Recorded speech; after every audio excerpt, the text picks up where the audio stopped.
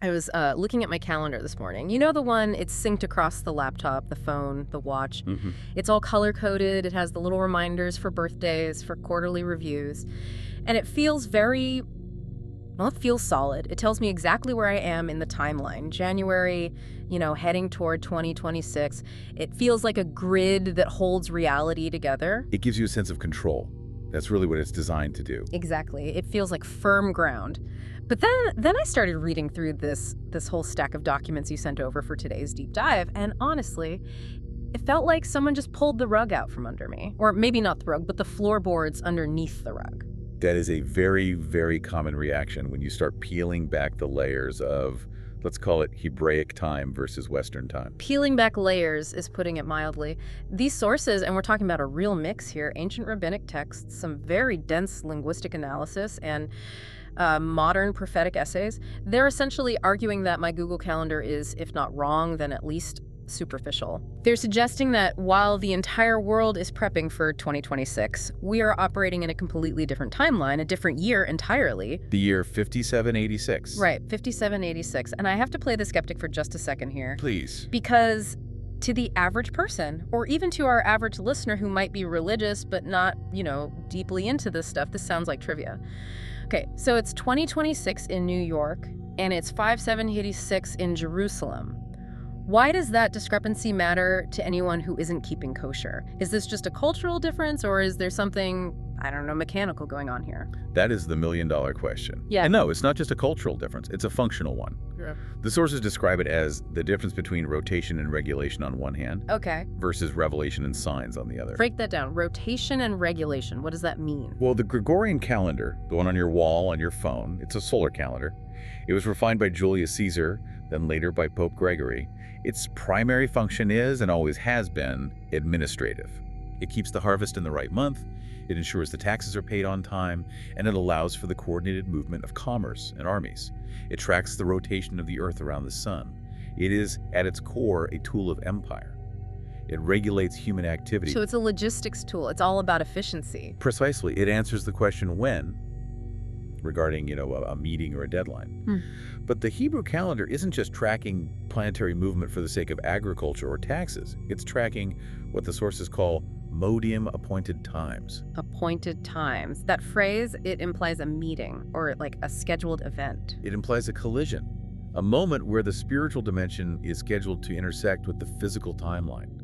So if you're only looking at the Gregorian date, you might see Tuesday, January 23rd, just another workday. Right. But if you look at the Hebraic timeline, you might realize you're standing in a very specific corridor of time that demands a totally different behavior, a different awareness. So I can use an analogy here. It's like everyone is preparing for a swim meet because the schedule says pool open, but the Hebraic calendar is saying, no, actually the season changed to winter and the water is frozen. That's a great way to put it.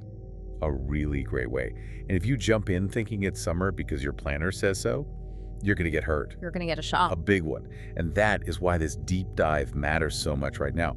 We aren't here to predict the stock market or, give you lucky lottery numbers.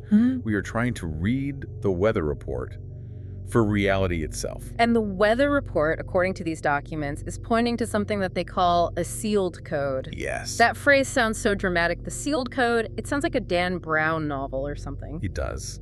But the source material treats it very, very seriously, almost like a legal term. What exactly is sealed, and why is it supposedly being opened now? To understand the sealed code, you really have to understand the nature of the Hebrew language itself. In English, we have numbers 1, 2, 3, and we have letters A, B, C.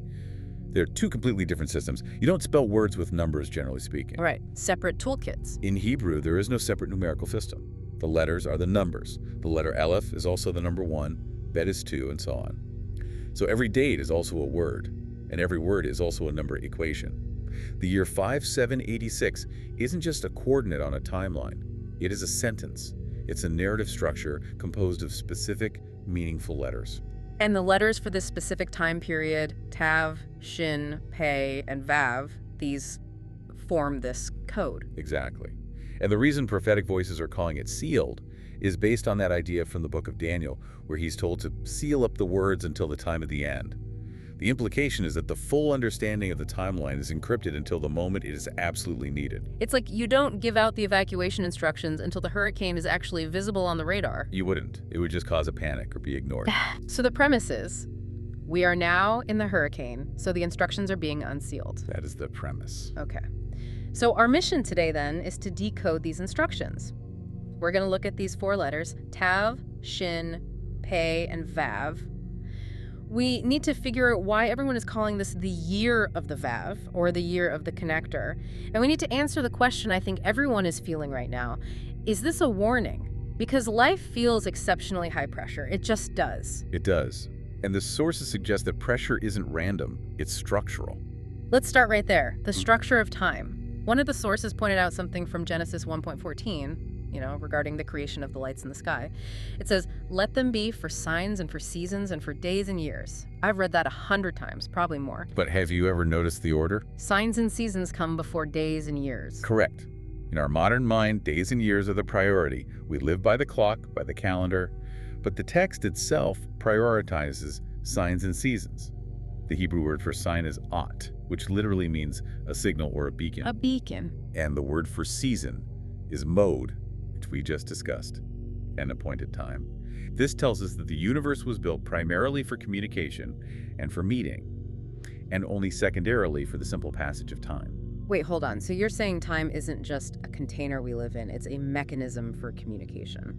Or a legal territory. That's another way the sources frame it. Think of it like zoning laws in a city. In a commercial zone, you can build a store. In a residential zone, you build a house. If you try to build a factory in a residential zone, you have a legal problem on your hands. Okay. The Hebraic view is that time itself has zoning laws. That's a fascinating way to put it. So a Sabbath isn't just don't work because God said so. It's that you've entered a zone of time where work is structurally illegal. Exactly. It's a different jurisdiction. And this gets to the heart of it. If you control the calendar, you control the legitimacy of what happens within that time. This is why the discrepancy between the calendars is so vital. If we are trying to operate by the laws of ordinary time, when we have actually entered a zoned territory of high spiritual activity, we are going to face resistance. Things just won't work. And this brings us to the architecture of reality itself.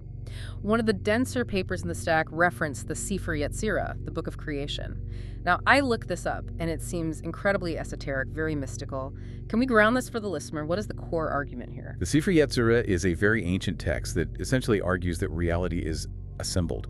It treats the Hebrew letters not just as tools for description like our alphabet, but as the actual building blocks of existence. So like atoms or something. Closer to computer code. Think about a programmer. They write lines of code letters and symbols and numbers, and that code compiles into the software you see on your screen. You see the user interface, the colors, the buttons, the graphics. But underneath all of that, the reality is the code. The Sefer Yetzirah claims that the Hebrew letters are the source code of the universe. God didn't just tell a story about creation, he spoke it into existence. The speech itself was the manufacturing process. So when we talk about the letters of the year, Tav, Shin, Pei, Vav, we aren't just talking about a poetic theme for the year. Well, we're talking about the active source code that is running the simulation right now. That is the assertion. And that brings us to the number 26. Right. This is the point in the research where I had to stop and actually check the math myself. Yeah. Because it seems a little too convenient. We are looking at the Gregorian year 2026. And in Hebrew year counting, we often drop the thousands place because it represents the millennium, the era. So 557.86 becomes just 786, or the focus is often on the final digits, 86. But specifically, looking at the Gregorian 2026. Yeah. If you look at the number 26 itself, it happens to be the most significant number in Jewish mysticism, in gematria. Because of the name of God. Yes, the Tetragrammaton. Yeah. Yod, He, Vav, He. If you take the numerical value of those 4 letters, Yod is 10, He is 5, Vav is 6, and He is 5 again. It sums perfectly to 26. So the year 2026, purely by its arithmetic, carries the numerical signature of the divine name. It creates a structural overlap, a resonance. Even though 2026 is a Gregorian date, the number itself resonates with the Hebrew source code for God's authority. The sources argue this signals a time with the seal of authorities being verified. What does that mean in practical terms, verifying the seal? Well, imagine a legal document. How do you know it's valid? You look for the signature at the bottom. You look for the raised seal of the notary. If the seal is missing or forged, the document is worthless. It's a counterfeit.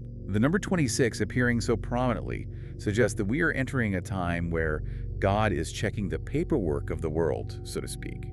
He is looking for his signature on things. And the sources link this directly to the concept of emet, or truth. Right, emet, which is spelled aleph, mem, tav. Now, what's fascinating is that those are the first letter, the middle letter, and the last letter of the Hebrew alphabet. The beginning, middle, and end. The rabbis teach that truth is the seal of God, precisely because it spans the entire structure. It is balanced, it's stable. Contrast that with the Hebrew word for a lie. Shaker, which is spelled shin, kuf, resh. Now, visually, in the Hebrew script, those three letters all stand on a single narrow point. They're top-heavy, they're structurally unstable. If you push them, they fall right over. Wow. But emet truth, the letters stand on two legs. They have a firm base. It is like a brick wall. It holds. So when the sources say this is a time of truth versus chaos, they aren't talking about my opinion versus your opinion. No, not at all. They're talking about structural integrity. We live in a world of flexible narratives, right? Marketing, spin, political framing, my truth. That is all sheker. It's unstable.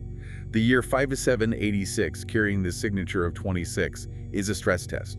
It's like a spiritual earthquake. And what happens in an earthquake? The things that are emet, the things that are structurally sound, will stand. But the things that are sheker, the counterfeits, will collapse. Not because God is angry, necessarily, but simply because they are built on a faulty foundation. It's bad engineering. That is a terrifying and, at the same time, a very clarifying thought. It's not about judgment, it's about physics, spiritual physics. Exactly. So let's look at the specific components of this stress test. The year is built on 4 letters: Tav, Shin, Pei, and Vav. Let's take them one by one, because the sources say these tell a chronological story. First up is Tav. Tav, the final letter of the Hebrew alphabet. Its numerical value is 400. The end of the line, the last stop. It represents completion. In the ancient pictographic script, way before the block letters we see today, the Tav was drawn simply as 2 crossed sticks, like an X or a cross. It signifies a mark, a signature, a covenant seal. Now, when I hear mark or end, my mind immediately goes to something negative, like a target, or I think of death. But the sources describe this very differently. They talk about a season of endings that listeners might be feeling personally right now. Yes, and we need to be very nuanced here. The Tav season is about concluding a cycle. This helps to explain why so many people right now, and I'm sure you've heard this from friends or seen it online, are experiencing these sudden, almost inexplicable severings. Oh, absolutely. People losing jobs they've had for a decade, relationships just blowing up overnight, business partnerships dissolving. It feels like the ground is just dissolving under our feet. It feels traumatic. Of course it does. But the source material uses a phrase that really stuck with me. Violent grace. Violent grace. That sounds like a complete oxymoron. It does, but think about the harvest. When the wheat is fully ripe, golden in the field, what does the farmer do? He swings a sickle. He cuts the stalk right at the root. Right. Now, to the wheat, that feels like violence. It's being severed from its root, from its source of life. But to the farmer, it's the harvest. It's the entire purpose of the wheat's existence. If he doesn't cut it, it just rots in the field and it's all for nothing. So the Tav, the mark of completion, is the sickle being swung. It is the sign that a thing has fulfilled its purpose and must now be transitioned. The Tav marks the end of an era so that a new one can begin. It is the seal of truth, identifying what is ready to be harvested and what is just. Well, weeds that need to be cleared. That completely reframes the experience of loss. If you're listening and you've just lost something significant, a career path, a community, a long-held dream, the Tav suggests that it wasn't an accident. It was a completion. It was a graduation. But the thing about graduation is you can't stay in school anymore. You have to leave the building. And that brings us to the next letter in the sequence, which is what happens after the cut. The Shin. The Shin, numerical value of 300, and visually it looks like 3 flames rising up. It represents the divine presence, Shaddai. It's the letter on the mezuzah. But functionally, in this sequence, it represents fire. Okay, fire. Now, religious circles love to talk about fire. Fire from heaven, hellfire, refiner's fire. It gets thrown around so much that it almost loses its meaning. What kind of fire are we talking about here? Because those sources were very specific about the pressure and the heat that people are feeling. We are talking about metallurgical fire, the fire of a smelter. Okay, explain that process. If you dig up a lump of gold ore from the ground, it's not pretty, it's just a rock. It has gold inside, but it's all mixed in with dirt, lead, zinc, all these impurities that are collectively called dross. You cannot separate the gold from the dross with a knife. You can't just scrub it off. The only way to separate them is to liquefy the entire structure of the rock. You have to melt it all down. You have to apply intense, sustained heat until the structure of the rock completely collapses. Once it's liquid, physics takes over. The heavy, pure gold sinks to the bottom, and the dross, all the junk, floats to the surface. Only then can the silversmith come and skim it off. So the heat isn't a punishment for the rock, it's the only possible way to get the value out of it. Exactly. The sources argue that the Shin fire that we are experiencing, this intense cultural and personal pressure, is a refining fire. It is designed specifically to bring the impurities to the surface. What are the impurities in this context? The sources mention things like barren theologies. Barren theologies, ungodly attachments, soul tie, basically anything you are holding on to that is not emet, that isn't structurally true. And we hold on to a lot of things for comfort, don't we?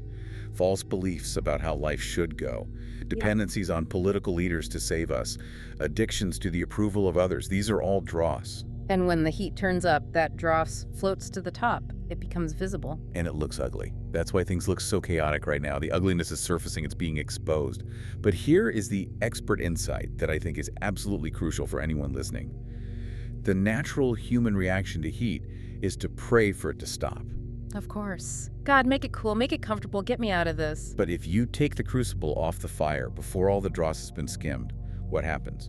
The gold remains impure. It just hardens back into a useless, contaminated rock. The source is warned. Do not pray for the fire to stop. Pray for the transformation within the fire. That is a hard prayer. That is a really hard prayer. Don't save me from the heat, just skim the dross faster. It's the prayer of maturity. The Shin fire burns away what is false so that the vessel can be pure. Because only a pure vessel can handle what comes next. The next letter. The pay. The pay. Its numerical value is 80. The literal meaning of the letter pay is mouth. So we go from ending tav to fire, shin, and then to speech, pay. Yes. The pay represents the voice. Yeah. An open portal. But again, in the Hebraic mindset, and this goes all the way back to the Sefer Yetzirah speech, isn't just for communication, it is for construction. And God said, let there be light. The words did the work. Words are the tools of creation. But notice the sequence. You cannot be trusted with the power of the mouth until you've survived the purification of the fire. Why is that? Why that order? Because a mouth that hasn't been purified just speaks more chaos, creates more problems. The sources talk about this concept of disconnected pay. Just look at our world right now. Everyone has a platform. Everyone has a podcast, irony noted. Noted. Everyone has a social media account. We are absolutely drowning in words. It's just noise, cacophony. It's more than noise. It's unauthorized construction. We are speaking fear into existence. We are speaking division. We are speaking anxiety. That is disconnected pay. It's a megaphone that isn't plugged in to the source of truth. So the requirement of this season then is to align our speech. The requirement is to let the fire burn away the cheap talk, the gossip, the complaining, the fearful speculation. If you have been through the refining, your voice changes. You stop echoing the panic of the 24-hour news cycle. You start speaking with what the sources call legislative authority. You speak emet. You speak things that are structurally sound. So the mouth pay is restored after the fire, shin. And that leads us to the final letter, the climax of this whole code, the one that gives 5786 its nickname, the vav. The vav, the sixth letter of the alphabet. Its numerical value is 6. And visually, it's the simplest letter. It's just a straight vertical line. A hook, a nail, a tent peg. That's what the ancient pictograph looked like. And grammatically, as a word, the word vav just means and. And. It is the humblest word in the language, but it is the most powerful. It connects heaven and earth, man and wife, past and future. Without the vav, concepts remain isolated. With the vav, they become a system. I want to circle back to something technical you mentioned earlier when we were prepping for this. We're calling this the year of the vav because of the number 6. But one of the articles in the stack went into this deep dive on Hebrew grammar, specifically something called the vav consecutive. The vav ha-hipuch, yes. Right. It's usually translated as the reversing vav. And this is probably one of the most mind-bending features of the entire Hebrew language. It's a mechanism for time travel. Time travel. Okay, you're going to have to explain that one slowly. In English, time is strictly linear. I went is the past. I will go is the future. There are separate worlds, separate tenses. But in biblical Hebrew, if you take a verb that is in the past tense, a completed action, and you attach a vav to the front of it, Mm-hmm. it flips the tense into the future. It becomes a command or a prophecy. So it happened literally becomes, and it shall happen.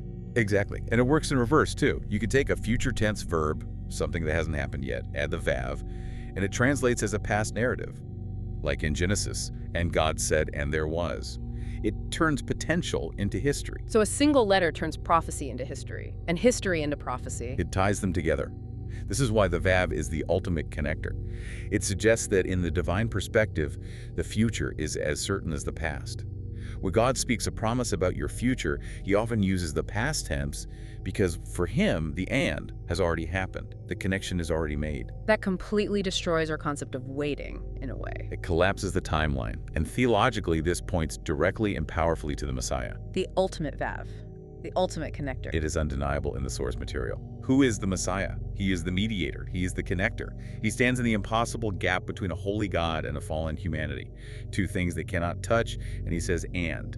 He becomes the bridge. He is the vav. He is the nail in a sure place, as the prophet Isaiah describes. And even physically, I mean, just picture the cross. It is a vav. It is a vertical being connecting the dirt of the earth to the expanse of heaven. And Christ is the one nailed to it, becoming the literal hook that drags humanity back into alignment with the divine. So 5786 is the year of the vav, the year of the connector. That sounds overwhelmingly positive. It sounds like, great, this is fantastic news. We're all getting reconnected to God. But the sources take a very sharp, very dark turn right here. They do. It's a necessary warning. They warn that whenever there's a genuine article, there's always a counterfeit. And you cannot talk about the number 6, the number of the vav, without talking about the sequence 666. Right. Revelation chapter 13, the number of the beast. And I feel like we really need to strip away all the horror movie vibes here, because when people hear 666, they think of a barcode on the forehead or, Damien from The Omen.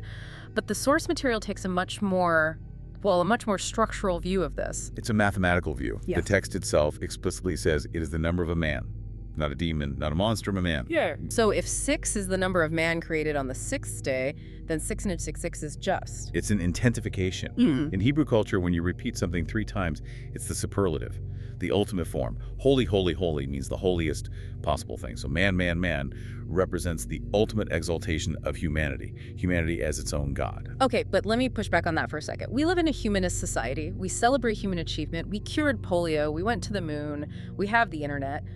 Why is the exaltation of humanity inherently evil in this framework? Why is this a bad vav versus a good vav? That's a fair challenge, a really important one. The problem, according to the sources, isn't human ability or achievement, it's the loop. A true vav is a vertical connector. It anchors the tent of humanity to the ground of truth below and the sky of heaven above. It acknowledges a source outside of itself. Okay, it's an open system. Exactly.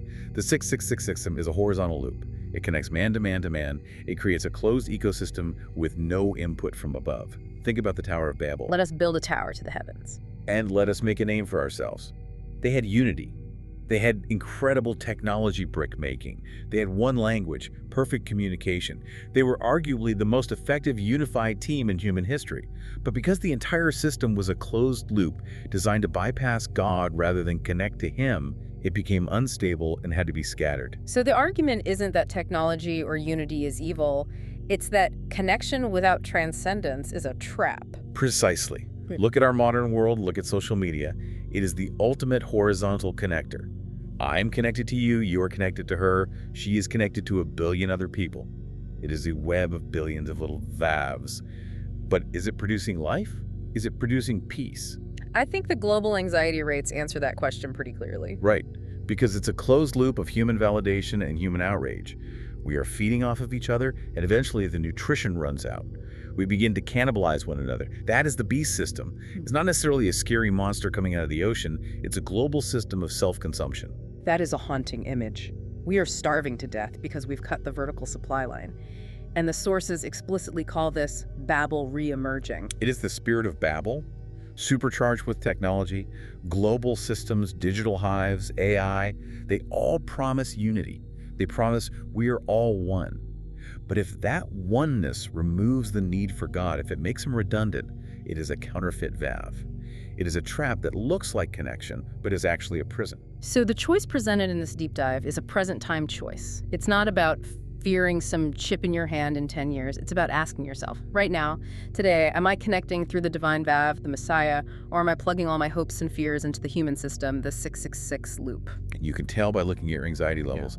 The human system demands constant maintenance. You have to keep spinning the plates. You have to keep checking the feed. You have to keep performing. But the divine Vav, that is a nail in a sure place. It holds you. You don't hold it. That brings us to the current events section of our sources. Because if this is the spiritual reality, this epic clash between the true connector and the false connector, it would explain so much of the turbulence we are seeing. The sources describe the times we are living in as a divine surgery. I love that analogy. Surgery is painful, it's invasive, but it is not malicious. Its sole purpose is to repair. And specifically, the sources talk about repairing severed ligaments. The Greek word they use is sundesmos. And ligaments hold bones together. They allow the body to move as one unit. And right now, the body of believers, the global spiritual community, is dislocated. It's fragmented. We have what one author calls individual Pentecost. Everyone wants their own personal blessing, their own personal breakthrough, their own little bubble of my truth. But God is moving us toward corporate tabernacles. Meaning God wants to dwell in a unified body, not just visit scattered individuals. Exactly. But to get there, the dislocated joints have to be reset. And anyone who has had a shoulder pop back into its socket knows that moment of resetting is excruciating. It hurts. You scream. You scream. And that is why we are seeing what the sources call pruning. And part of that pruning is that the manna is stopping. That's a direct reference to the Israelites in the desert. Right. For 40 years, they were fed by this magical bread from heaven, the manna. But the day they crossed into the promised land, the manna stopped falling. They had to learn to eat the fruit of the land. This means the old ways of spiritual sustenance are being cut off. The old rhythms of faith, the habitual church-going, the dry rote prayers, they aren't working anymore for a lot of people. People are finding that the things that used to give them a spiritual hit or a feeling of comfort are coming up empty. And that feels like abandonment. People think, God has left me. But he hasn't. He is forcing a reconnection to a deeper source. He is weaning you off the milk so you can learn to eat meat. He is letting the false connectors fail, so you are forced, out of desperation, to grab on to the true Vav. This reminds me so much of the golden calf principle that was mentioned in the outline. It's the perfect historical precedent for what's happening now. Moses is up on the mountain. He is the true connector, the mediator between God and the people. But he's gone for too long, 40 days. The people get anxious. They feel the disconnection, the silence. So what do? They build a calf, a substitute. They build a visible, tangible connector. Aaron, make us a God that shall go before us. They couldn't handle the invisible connection, so they built a false, visible one out of their own jewelry. And we do the exact same thing. When we feel disconnected from God, we don't usually run to quiet prayer immediately. We grab for the phone, we check the bank account, we look for validation from a political party, we dive into a relationship. Those are our golden calves. They are idols of false security. And the Shin fire of this year, its specific job is to burn those calves to powder. That sounds incredibly intense, burning the golden calf to powder. It is. Remember what Moses did? He didn't just smash the calf into a few pieces. The scripture says he ground it to powder, threw it in the water, and made the people drink it. That's bitter. It's about internalizing the lesson. You have to swallow the consequences of your false connections to realize they don't nourish you, they just make you sick. That is the divine surgery we are all living through. Okay, so we've diagnosed the problem. We're in a season of ending Tav, fire, Shin, and voice pay, all leading to this desperate need for true connection. We're surrounded by these tempting counterfeit connections, 666, and God is performing surgery on us to fix our spiritual ligaments. The big question is, what do we do? Right. How do we cooperate with the surgery instead of fighting it? The sources are very practical here, which I appreciated, and I want to get specific. This isn't about doing more. It's not about volunteering for 5 more committees at church. It's about abiding. The first step they outline is the audit. The recognition. You have to stop. You have to be brutally honest with yourself. I would suggest actually sitting down without your phone in a quiet room for 10 minutes and ask one simple, terrifying question. What am I hooked to? Not what I say I'm hooked to? Not the Sunday school answer. No. Look at your actual behavior. Where does your mind go the moment you wake up? Is it fear? Is it the news cycle? Is it what people think of you, your Instagram likes, your financial portfolio? That is your hook. That is where your valve is currently driven into the ground. Right. You have to recognize where intimacy with God drifted into mere religious activity. Once you see the hook, once you have that painful realization, wow, I'm hooked to the approval of others, step 2 is repentance. Or as the sources say, teshuva. And we absolutely need to reclaim this word. Repentance in our culture sounds like self-hatred. It sounds like groveling. But teshuva is a navigational term. It literally means returning. It means you realize you are walking away from the source of life, so you turn around and you walk back. And the sources suggest ingesting the lesson, like with the golden calf water? Yes. Don't just say a quick, sorry, God. Internalize why that false connection failed you. Sit with it.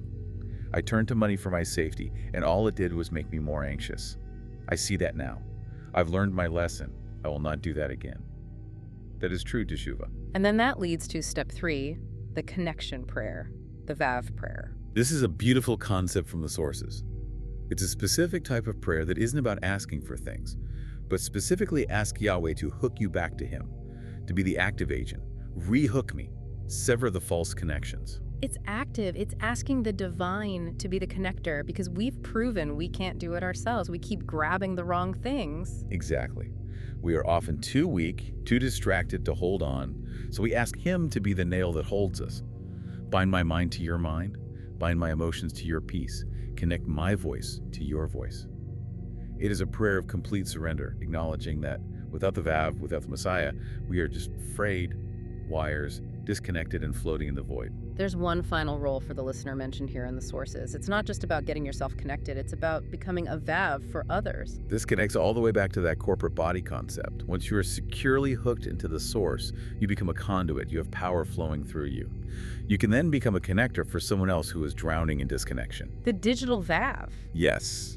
Even technology, which can be the tool of the counterfeit Babel system, can be redeemed. You can use it to share truth. You could be the voice of sanity in a toxic comment section. You can be the person who sends the text message that says, I'm thinking of you. You are not alone. You move from being a passive consumer of content to an active conduit of divine power. You become the and in someone else's sentence. They were lost, and then they were found. Beautifully put. You become part of the grammar of redemption. This has been a heavy, but I think an incredibly illuminating deep dive. We've gone from the calendar on the wall to the very architecture of reality. It really reframes the coming year, 2026. It's not just another date on a timeline. It's a test of structure, a test of what's real. As we wrap up, I want to leave the listener with this final provocative thought that came from our sources. We talked about the seal of truth. The sources imply that for a long, long time, certain knowledge was sealed for a reason to prevent misuse. But now, in this season, the seal is opening, the code is being revealed. And that raises the ultimate question of responsibility. If 5786 is the year the code is finally revealed, are you ready to handle the voltage of that connection? It's like wiring a house. If you plug a high voltage line into a system that has old frayed wires, you don't get light, you get a fire, a destructive fire. But if the wires are sound, you get power. Exactly.